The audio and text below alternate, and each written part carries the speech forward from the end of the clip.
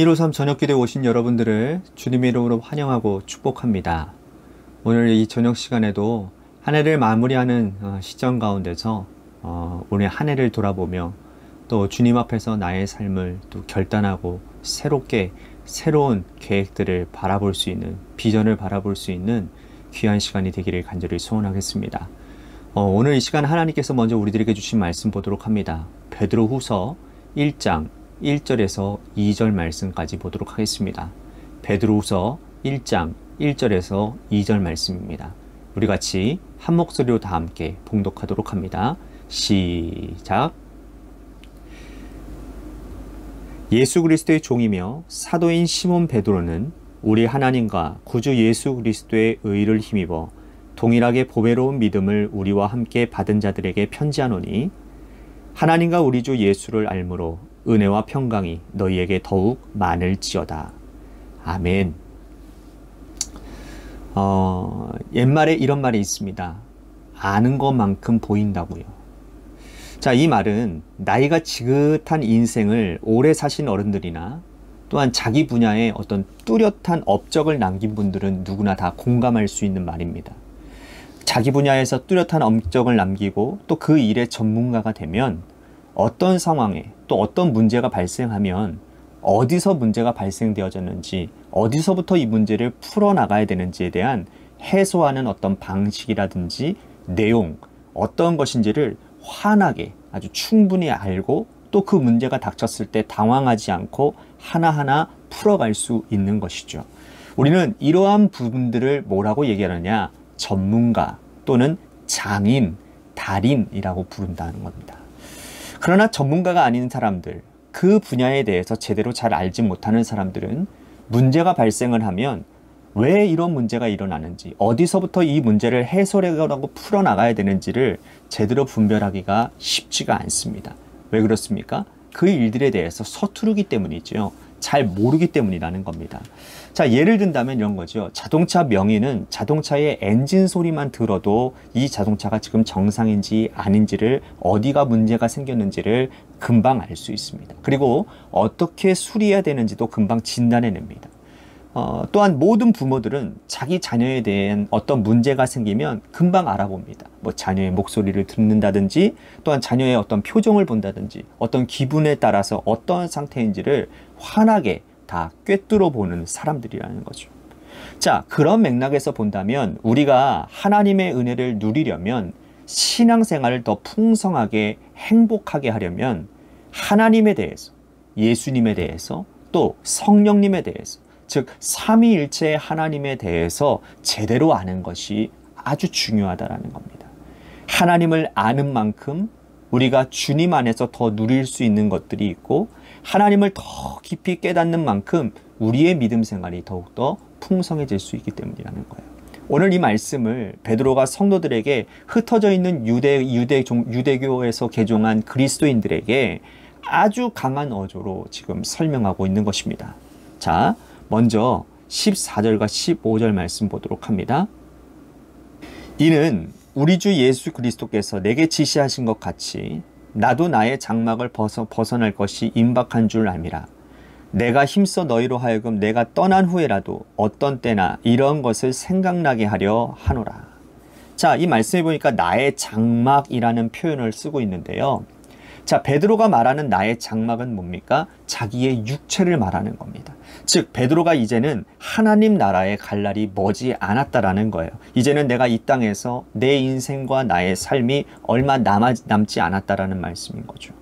이제는 내가 곧 하나님 나라 갈 날이 얼마 남지 않았으니 내가 지금까지 하나님을 경험했던 것, 예수 그리스도를 모시면서 깨달았던 이 모든 것들을 너희에게 풍성히 일깨워주고 생각나게 하는 것이 옳은 줄 압니다 라고 이렇게 전하고 있는 겁니다. 자, 베드로는 충분히 이렇게 할 자격이 있는 분이에요. 또한 의무가 있는 사람입니다. 왜냐하면 그분은 예수님의 수제자로서 예수님을 3년 동안 따라다니면서 주님을 지근거리에서 모셨기 때문이죠. 그래서 예수님을 직접 만나지 못하고 경험하지 못한 성도들은 이 베드로의 입을 통해서라도, 베드로의 입에서 나오는 이 말로라도 예수님을 간접적으로 경험할 수 있게 되는 겁니다. 그래서 베드로는 자신이 경험한 이 예수님을 성도들에게 일깨워주고 생각나게 하는 것이 그가 해야 될 사명이고 의무에 속한다라는 것입니다. 자, 그렇다면 그가 자신이 경험한 예수 그리스도를, 또 그가 경험한 그 하나님을 그는 어떻게 설명을 하고 있느냐? 1절 말씀 보십시오.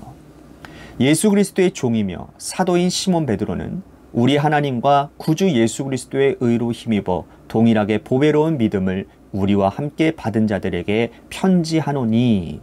자, 여기에서 아주 중요한 단어가 하나 등장을 하는데 동일하게 라는 단어입니다. 동일하게. 베드로는 지금 자신과 성도들을 수직적인 관계, 어떤 수직적 위아래 상하 관계로 놓은 게 아니라 수평적인 관계로 두고 있다는 겁니다. 동일하게 라고 하는 말을 쓰고 있기 때문이죠. 자, 보통 사도라고 하면 여러분 일반 성도들보다는 더 탁월한 위치에 있다라고 생각하지 않습니까? 그는 예수님의 제자로 우선 택함을 받은 자였고 또 예루살렘 교회의 최고의 지도자였습니다. 그리고 그 당시에 모두 흩어져 있는 성도들에게 사도 중에 사도였고 가장 만나고 싶은 사람 중에 한 사람이 바로 이 베드로였다라는 거죠. 그런데 그가 나나 이 편지를 받는 성도들이나 다 동일하게 믿음 안에서 하나님 앞에서 한 형제고 한 가족된 자라고 동일하게 라는 단어를 사용하고 있다는 거예요. 그가 예수님을 경험하면서 느낀 것, 예수님께서 자신이나 모든 성도들이나 동일하게 사랑하신다라는 그 사실을 그는 경험했고 성도들에게 이 사실을 깨닫게 하고 알려주고 있는 것이라는 겁니다. 자, 오늘날도 역시 마찬가지 아닐까요? 목회자나 어떤 중직들이나 성도들이나 모두가 다 하나님 앞에 동일한 은혜를 받은 자들입니다. 그렇죠? 하나님께서는 기능적으로 목회는 목회자는 목회자, 중직자는 중직자, 장로, 권사, 집사 이렇게 택하셨지만 어떤 서열상 목회자나 중직을 택한 것이 결코 아니라는 겁니다. 우리는 하나님 앞에서 다 동일한 은혜를 받은 사람들이라는 것. 그러므로 하나님 은혜 앞에서는 다 평등하고 하나님께서 주신 은혜는 모든 사람들에게 다 일정하게 주어지는 것입니다. 그러나 우리가 신앙 고백을 할 때에 하나님께서 나에게 주신 은혜가 특별하다고 고백하는 것이지 하나님이 보실 때에는 이 자녀나 저 자녀나 모두가 다 하나님의 독생자 아들의 예수 그리스도로 말미암아 구속함을 받은 하나님의 자녀들이기 때문에 같은 은혜를 베풀어 주셨다라는 거예요. 한 예수 그리스도를 구주로 삼아 구원받았기 때문이라는 겁니다. 베드로는 이 사실을 잘 기억하고 있었기 때문에 깨달았기 때문에 모든 성도들이나 사도인 나나 다 동일하게 은혜를 받은 자라고 표현을 하고 있다라는 거예요. 자, 이어서 2절 말씀 보십시오. 하나님과 우리 주 예수를 알므로 은혜와 평강이 너희에게 더욱 많을지어다. 은혜와 평강은 성도가 신앙생활하는 데 있어서 가장 중요한 것입니다. 오늘 이 기도에 참석하신 여러분들에게 주님의 은혜와 평강이 충만하기를 소망하겠습니다. 은혜를 깨달아야 여러분 이 세상을 힘을 내며 살 수 있는 겁니다. 그래야 이 마음속에 평강도 유지되어지고 그 평강 가운데서 온전히 잘 버티고 견뎌내고 살아갈 수 있는 거죠. 그런데 그 은혜와 평강을 더욱 풍성하게 만드는 것이 있는데 그게 뭐냐? 하나님과 우리 주 예수 그리스도를 아는 지식이라고 표현하고 있어요. 하나님을 더 깊이 알므로 예수 그리스도를 더 깊이 알므로 은혜와 평강이 더해진다라고 표현하는 이유, 그것은 무엇입니까? 이것은 베드로가 경험한 바를 따른 것입니다. 자, 베드로의 일생을 한번 생각해 보십시오, 여러분. 그가 예수님 처음 만났을 때 그가 어떤 사람이었습니까? 그는 어부로서 고기를 잡을 때였습니다. 예수님께서 밤새도록 고기 잡고 돌아온 아무것도 손에 아무것도 가진 거 없이 돌아온 이 베드로에게 뭐라고 명령하시죠? 더 깊은 데로 가서 그물을 내려라. 근데 베드로가 이에 순종하고 더 깊은 데로 가서 그물을 내렸더니 물고기가 많이 잡히게 되었어요. 그 당시 그는 예수님을 한 어떤 특별한 기능을 행하는 사람 정도로만 생각했습니다. 두렵기는 했지만 그러나 하나님의 아들 독생자 예수 그리스도 메시아임을 그때는 깨닫지 못했다라는 거예요. 그런데 예수님을 따라다니는 그 3년 동안 주님과 함께 동행하며 그는 그 주님, 그 처음에는 경험하지 못했던, 처음에는 알지 못했던 그 주님의 진 면모들을 하나님의 말씀을 통해서 또한 다니면서 그런 삶을 통해서 깨닫게 되는 것입니다. 그러면서 이분이 하나님께서 보낸 아들이시구나. 하나님께서 보내신 메시아구나. 그래서 나중에 시간이 한참 지난 후에 베드로가 예수님에 대해서 이렇게 고백하지 않습니까? 주는 그리스도시요 살아계신 하나님의 아들이십니다. 베드로가 이렇게 신앙 고백을 한 이유도 여러분 역시 예수님을 떠나기도 했고 또 예수님의 마음을 아프게 하기도 했지만 그는 주님과 함께 3년을 동행하고 다니면서 더 깊은 지식을 깨닫고 주님을 경험하고 그 지식 위에서 은혜와 평강이 넘쳐나는 인생을 살았다라는 겁니다. 한 사람을 알았던 예수가 하나님의 아들이심을 깨닫고 난 이후에 하늘 보좌를 버리시고 이 땅에 오시고 나 같은 못난 사람을 그 당시에 천대받던 그 어부 베드로를 위해서 이 땅에 오시고 나를 제자로 부르셨다라는 그 사실이 여러분 베드로에게 있어서 얼마나 큰 은혜였겠습니까? 그 은혜가 그에게 큰 평강을 가져다 준 것이죠. 이거는 오늘 우리들에게도 마찬가지인 것 같습니다. 우리가 예수 그리스도를 더 깊이 알도록 은혜가 차고 넘칠 것입니다. 더 깊이 알면 알수록 은혜가 차고 넘치게 될 것입니다. 예수님을 한 선지자 중으로 하나로 아는 것과 하나님의 아들로 아는 것과는 하늘과 땅 차이입니다.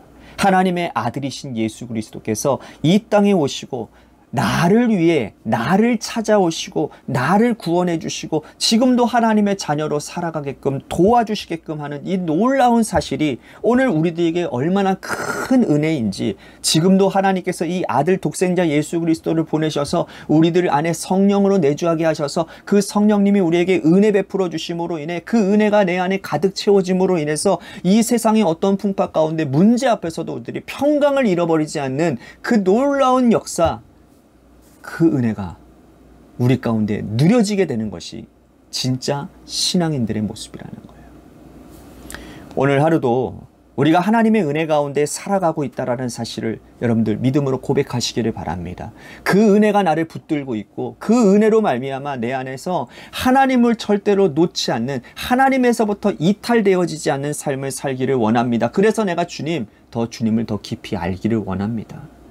그 주님을 깊이 알고 주님과 깊은 교제 가운데 내가 나아감으로 인하여 하나님, 세상에서 알 수 없는 은혜와 세상에서 경험할 수 없는 놀라운 평강이 오늘 기도하는 나에게 임하게 하여 주시옵소서라고 오늘 말씀을 생각하며 우리 같이 기도했으면 좋겠습니다. 또 한 가지 우리 같이 기도할 것은 교회를 위해서 기도합니다. 하나님께서 세워주신 몸된 교회가 새롭게 시작하는 이런 시점 가운데 있습니다. 은혜를 부어주시고 또한 하나님 중요한 시기 가운데 있습니다. 재개발 가운데 놓여져 있는 주님의 교회가 새로워지는 놀라운 은혜가 있게 하시고 하나님께서 부족한 것들마다 채워주시고 온 교회가 하나 되어 기도하는 일에 힘쓰는 교회가 되도록 인도해 주옵소서. 또한 우정구 장로님 우리 부인 되시는 우리 홍정열 지사님을 위해서 1월 2일 날 수술 예정입니다. 이 일을 위해서도 여러분들 기도해 주시고 육신의 질병으로